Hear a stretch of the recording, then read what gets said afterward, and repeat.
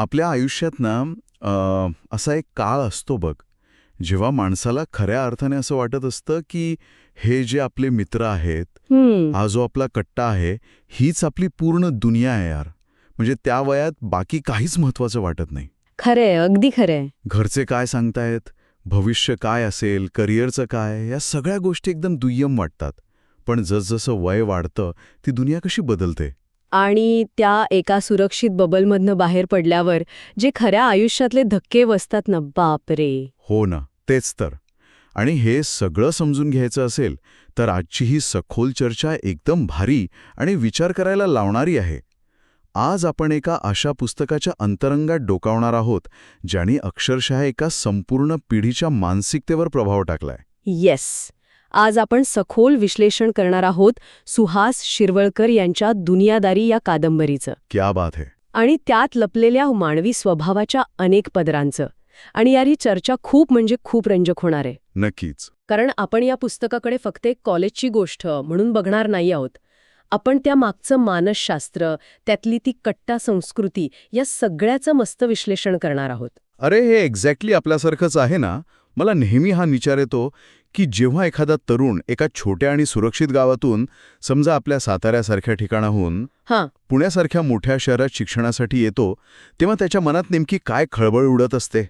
म्हणजे SP college किंवा फर्ग्युसनच्या समोरून जाताना तो जो मुलांचा गराडा असतो, अरे बापरे, तो कट्टा. हो, तो कट्टा बघितला की आतून एक प्रकारचं दडपण येतं यार. पण त्याच वेळी एक प्रचंड आकर्षणही वाटतं. सो रिलेटेबल यार. मला साताऱ्याहून पुण्यात आल्यावर सुरुवातीला कसं एकदम आउटसायडर वाटायचं. म्हणजे ती पुण्याची वाईब अंगात भिडण्यासाठी थोडा वेळ लागलाच ना आपल्याला. हां, तेच. आणि पुस्तकातला जो मुख्य नायक आहे, श्रेयस तळवळकर, तो जेव्हा मुंबईहून पुण्यात येतो तेव्हा त्याची अवस्था अशीच काहीशी असते. तिथे थोडा फरक आहे बघ. आणि तोच या कथेचा बेस आहे. कसं काय? कारण श्रेयस हा काही छोट्या गावातून आलेला नाहीये. तो मुंबईहून आलाय. पण तो एका अतिशय सुरक्षित, गुळगुळीत आणि श्रीमंत वातावरणातून आलाय. हां, एकदम पूर little rich boy type. Exactly. त्याला पैशांची कमी नाहीये, पण त्याला खऱ्या जगाचा, त्या रांगड्या वास्तवाचा कोणताही अनुभव नाहीये. तो दिसायला गोरागोमटा, व्यवस्थित इस्त्रीचे कपडे घालणारा मुलगा आहे. हा. आणि म्हणूनच जेव्हा तो पहिल्यांदा कट्ट्यावर येतो तेव्हा तिथली मुलं त्याला ऋषिकतूर म्हणून चिडवतात. हो ना, ऋषी पाऊ कपूर. शाला लई भारी. हा जो टॅग त्याला दिला जातो ना, तो फक्त त्याच्या दिसण्यावरून नाहीये, तर तो त्याच्या त्या आउटसाइडर असण्यावर मारलेला शेरा आहे. बरोबर. आणि इथूनच श्रेयसचा तो ट्रान्झिशनचा प्रवास सुरू होतो. तो जेव्हा दिग्या म्हणजे आपला DSP दिगंबर शंकर पाटील आणि त्याच्या गँगला भेटतो ना, तेव्हा त्याला एक वेगळंच जग बघायला मिळतं. एकदम रॉ जग. हो, मुंबईच्या त्या सुरक्षित वातावरणातून पुण्यातल्या या रांगड्या कट्टा संस्कृतीत येणं हा श्रेयसच्या आयुष्यातला एक मोठा गेम चेंजर ठरतो. पण मला इथे तुला विचारायचंय, या कट्ट्यामध्ये असं काय असतं यार, जे या मुलांना चुंबकासारखं खेचून घेतं? ऑनेस्टली सांगायचं तर याचं उत्तर त्या कट्ट्याच्या सोशल मॉडेलमध्ये दडलेलं आहे. कट्टा म्हणजे फक्त रिकामटेकडेपणाने बसायची जागा नाहीये. मग ती एक स्वतंत्र समांतर व्यवस्था आहे. समाजात किंवा घरामध्ये तुमची किंमत तुमच्या मार्कांवरून किंवा बापाच्या पैशांवरून ठरते. पण कट्ट्यावर यापैकी कशाचीच किंमत नसते. तिथे फक्त टाइमपास आणि यारी दोस्ती हेच चलन असतं. एक्झॅक्टली. तिथे तुमचे मार्क्स विचारले जात नाहीत, तर मित्रासाठी तुम्ही किती वेळ देऊ शकता, प्रसंगी त्याच्यासाठी मार खायला किंवा मारायला किती तयार आहात, यावर तुमची लॉयल्टी ठरते. म्हणजे घरच्या आणि समाजाच्या त्या पारंपरिक चौकटीतून बाहेर पडून स्वतःची एक वेगळी ओळख निर्माण करण्याचं ते एक साधन असतं. आणि श्रेयसला या सगळ्याचं आकर्षण वाटणं खूप साहजिक आहे यार. कारण घरात त्याला पैसा मिळालाय, पण तो मोकळेपणा, ती बिलॉंगिंगनेस त्याला कधीच मिळाली नाहीये. हो. आणि ती पोकळी भरून काढण्यासाठी तो त्या ग्रुपमध्ये सामील होतो. पण याच प्रक्रियेत तो सिगरेट, दारू, राडे या सगळ्या गोष्टींमध्ये ओढला जातो. हां, सुरुवातीला हे सगळं खूप कूल वाटतं, पण या यारी दोस्तीचा एक अतिशय टॉक्सिक भागही आहे, ज्याकडे आपण अनेकदा सोयीस्करपणे दुर्लक्ष करतो. आणि सुहास शिरवळकरांनी हा टॉक्सिक भाग अजिबात लपून ठेवलेला नाहीये. कट्यावरची मैत्री ही जितकी घट्ट असते ना, तितकीच ती कधीकधी आंधळी आणि विघातकही ठरू शकते. याचं सर्वात मोठं उदाहरण म्हणजे तो इन्स्पेक्टर इनामदारवाला प्रसंग. बापरे, तो प्रसंग. जेव्हा इन्स्पेक्टर इनामदार दिग्या आणि श्रेयसला भर रस्त्यात कानाखाली मारतात, तेव्हा तो फक्त एक मार नसतो, तो त्या पूर्ण गँगच्या इगोवर झालेला वार असतो. हो. आणि मग इथून सुरू होतं ते बदल्याचं नाट्य. बरोबर. गँग श्रेयसला फोर्स करते की तू इन्स्पेक्टरची मुलगी मीनाक्षी म्हणजे मीनू हिला प्रेमाच्या जाळ्यात ओढायचं, तिच्याशी फ्लर्ट करायचं आणि तिला फसवून तिच्या बापाचा बदला घ्यायचा. आता इथे मला एक मानसशास्त्रीय मुद्दा मांडायचा आहे. मला वाटतं सुहास शिरवळकरांना इथे ट्रान्सप्लेसमेंट ऑफ अग्रेशन म्हणजेच रागाचं विस्थापन हा कन्सेप्ट दाखवायचा होता. म्हणजे नक्की काय? बघ, रागाचं विस्थापन म्हणजे जेव्हा तुम्ही एका शक्तिशाली व्यक्तीवर तुमचा राग काढू शकत नाही तेव्हा तुम्ही तो राग एखाद्या दुर्बल किंवा असुरक्षित व्यक्तीवर काढता. अच्छा. इन्स्पेक्टर इनामदार हे पोलिसात आहेत, शक्तिशाली आहेत. त्यांच्यावर थेट हात उगारणं या मुलांना शक्य नाही, म्हणून त्यांच्या रागाचं विस्थापन हे इन्स्पेक्टरच्या मुलीवर, मीनूवर होतं. बापाचा राग मुलीला फसवून काढायचा. हा त्या टॉक्सिक मैत्रीचा कळस आहे यार, जिथे तुम्ही स्वतःच्या दुखावलेल्या इगोसाठी एका निष्पाप मुलीचा वापर करायला तयार होता. हा एक अतिशय कॅल्क्युलेटेड आणि सायकोलॉजिकल मूव्ह होता असं मला वाटतं. अरे काहीतरीच नीट वाचलं नाहीस तू. काय? तू जो हा ट्रान्सप्लेसमेंट ऑफ ॲग्रेशनचा सिद्धांत मांडतोयस ना, तो ऐकायला खूप छान आणि अकॅडमिक वाटतोय, पण मला वाटतं तू या प्रसंगाला गरजेपेक्षा जास्त इंटेलेक्च्युअलाइज करत आहेस. असं का वाटतंय तुला? कारण ती मुलं कॉलेजमध्ये आहेत यार, त्यांच्यात एवढा सखोल विचार करण्याची प्रगल्भता आलेलीच नसते. कट्यावर बसणाऱ्या त्या गँगची मानसिकता खूप रॉ आणि इम्पल्सिव्ह असते. म्हणजे ते जास्त विचार करत नाहीत असं म्हणायचंय तुला? हो ना, मित्राचा अपमान झालाय, बास आता बापाची जिरवायची आहे, तर त्याच्या सर्वात जवळच्या गोष्टीवर वार करा. यात कुठलाही कॅल्क्युलेटेड सायकोलॉजिकल मूव्ह नसतो, तर ती फक्त एक मॉब मेंटॅलिटी असते. घोळक्याची मानसिकता म्हणतेस तू? एक्झॅक्टली. घोळक्याने जेव्हा आपण विचार करतो तेव्हा आपली वैयक्तिक सद्सद्विवेकबुद्धी काम करणं थांबवते. गँग म्हणते ना, मग ते बरोबरच असणार, ही ती आंधळी मानसिकता असते. ओके, सांग तुझं वर्जन. म्हणजे तुझ्या मते हा सगळा प्रकार पूर्वनियोजित नसून त्या वयातल्या ॲड्रेनलिन रशचा परिणाम होता? नक्कीच. आरज, जर त्यांनी एवढा विचार केला असता तर पुढचा जो गोंधळ उडतो तो उडालाच नसता. हा, तेही आहे. या बदल्याच्या नाटकात, खोट्या प्रेमाच्या खेळात मीनू खरोखरच श्रेयसच्या प्रेमात पडते आणि श्रेयसही स्वतःच्या नकळत तिच्यात गुंतत जातो. आणि तिथेच या कथेचा कॅनव्हास पूर्णपणे बदलतो यार. कारण श्रेयसच्या मनात आधीपासूनच शिरीन असते. शिरीन, श्रेयस आणि मीनू हा जो एक लव्ह ट्रँगल तयार होतो ना, तो कुठल्याही टिपिकल बॉलिवूड सिनेमासारखा नाहीये. अजिबात नाही. यातली गुंतागुंत खूप नेक्स्ट लेवल आहे. कारण यात कुणीच पूर्णपणे चुकीचं नसतं आणि कोणीच पूर्णपणे बरोबरही नसतं.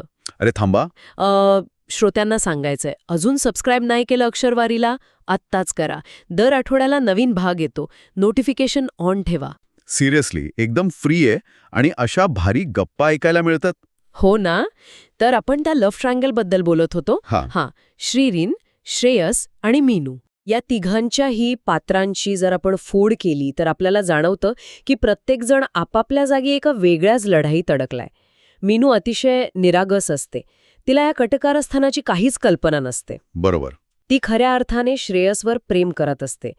दुसरीकडे शिरीन आहे, जिचं श्रेयसवर प्रेम आहे, पण ती स्वतःच्या कौटुंबिक प्रॉब्लेम्समध्ये अडकलेली असते. हां, तिला स्वतःचे निर्णय घेण्याचं स्वातंत्र्य नसतं. आणि या दोघींच्या मध्ये श्रेयस सापडलेला असतो, ज्याला कट्यावरची मैत्रीही निभवायचीय आणि या दोन मुलींच्या भावनांनाही सामोरं जायचंय. या पूर्ण लव्ह ट्रँगलमध्ये मला श्रेयसची अवस्था सर्वात जास्त अस्वस्थ करणारी वाटते बघ.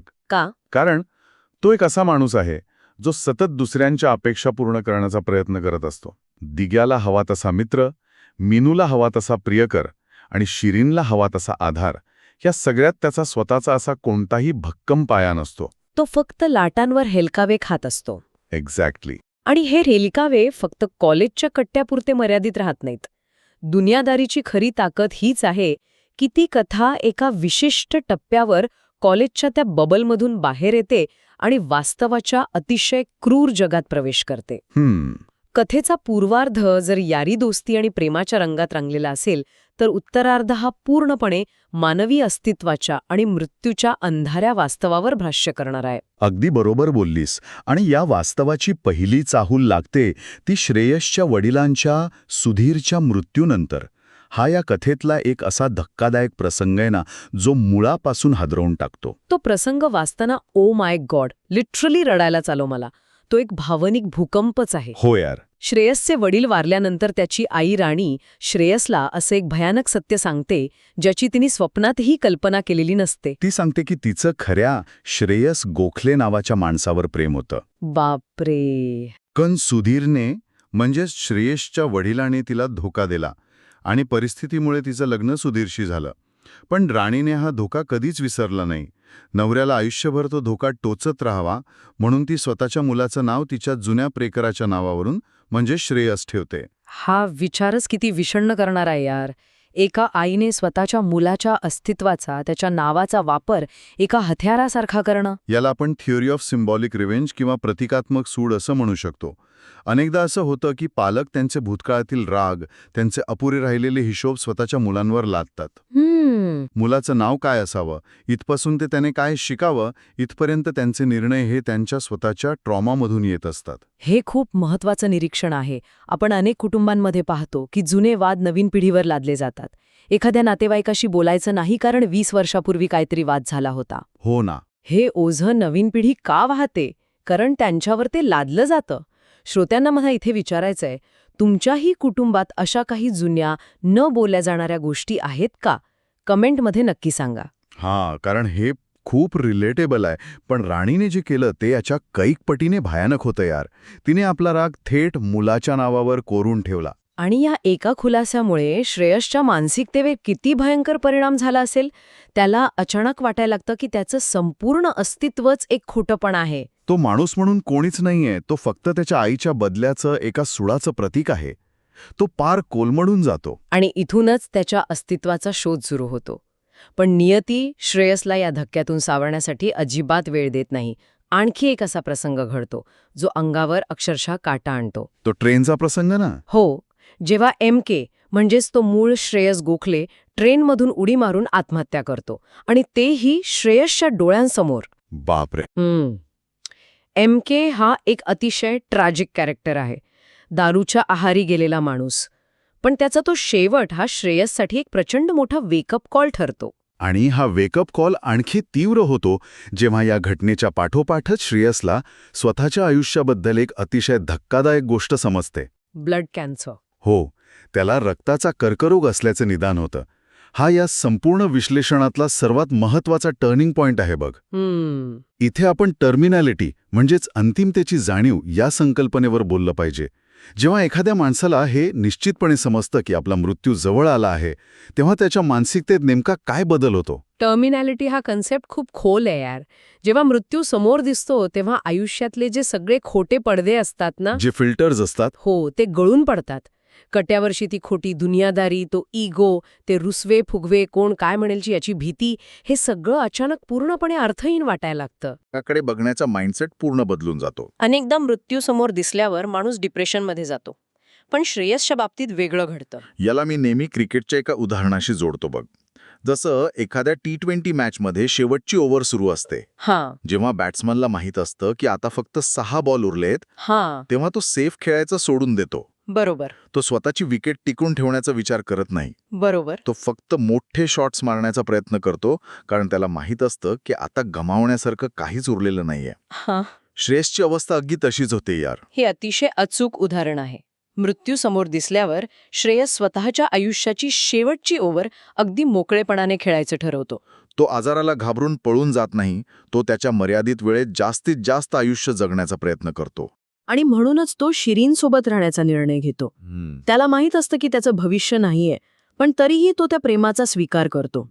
तो मीनूच्या आयुष्यातून बाजूला होतो, जेणेकरून तिचं आयुष्य खराब होणे.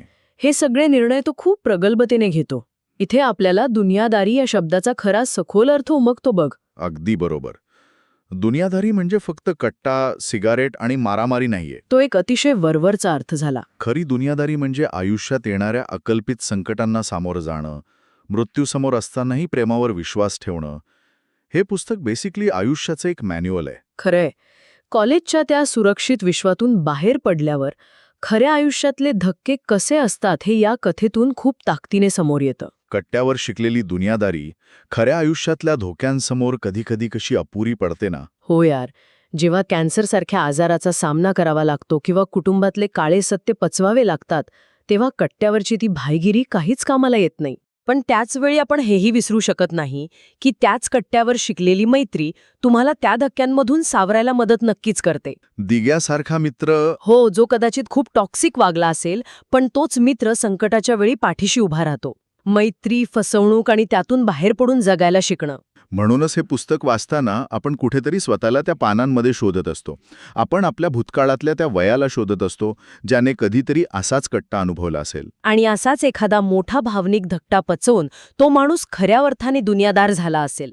आजच्या या सखोल चर्चेच्या शेवटी मला एक विचार सगळ्या श्रोत्यांसाठी इथे सोडायचा आहे. काय? आपण सगळेच मोठे होतो, कॉलेज सुटतं, तो कट्टा कधीतरी मागे पडतो. पण खऱ्या आयुष्यात आपण खरंच बदलतो का? की आपण फक्त आपले कट्टे बदलतो? म्हणजे आज आपण ऑफिसच्या कॅन्टीनमध्ये, सोसायटीच्या पार्किंगमध्ये किंवा आपल्या व्हॉट्सॲप ग्रुप्सवर असेच नवीन कट्टे आणि नवीन दुनियादारी तयार करत नाही का? बापरे, खरंच की. तिथेही तेच इगो, तेच रुसवे फुगवे, तेच घोळक्याचं राजकारण असतंच ना. विचार करा, तो जुना कट्टा कदाचित हरवला असेल, पण ती दुनियादारी आपल्यात कुठेतरी आजही अगदी तशीच जिवंत असते. अतिशय मार्मिक विचार आहे हा. आपण माणसांच्या वागण्याच्या पद्धती बदलत नाही, फक्त जागा बदलतो. नक्कीच. हे पुस्तक नक्की वाचा. पर्स्पेक्टिव्ह बदलेल गॅरंटेड. आणि कमेंट करा कुठला पार्ट सगळ्यात रिलेटेबल वाटला. पुढच्या भागात एक और मस्त पुस्तक येत आहे, अजिबात मिस करू नका. बाय. जय महाराष्ट्र.